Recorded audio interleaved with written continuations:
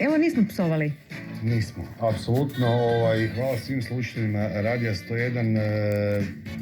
Kaj reći, ne znam, ja sam isto malo emotivan, ne želim to pokazivati, ali jednostavno ne mogu izdržati. Hvala vam na telefonu imamo. Halo, dobro večer, dobro jutro, izvolite. Bolje nek da ja pričam. Slušamo vas. Dobro jutro. Bog, dobro jutro. Bog, ovako, slušajte me. Sjedim u Samoboru u sobi u kojoj sam slušao radio Šlic 1983. godine. Da li vjerujete? Vjerujemo, da. Evo sad ja isto ne mogu pričati. Ništa ljudi, samo hrabro i vjerujem da se opet čujemo. Hvala vam puno. Čujemo se sigurno, nadamo se. Hvala puno. Čujemo se sigurno, bez brige. Imamo još jedan telefon. Halo, dobro jutro, Bog. Pa Bog. Dobro jutro, Jadranka je. Bog, Jadranka, slušamo. Ovak, dobro, mi smo se već razgovarali, isplakali sve skupa, to ćemo preskočiti. Htjela sam vas pitati da li je kako moguće za kraj, kad ste dobili ružu Većnjakovu, To se mi pitamo, kako da ju prerežimo, jel? Kako da ju prerežemo na pola?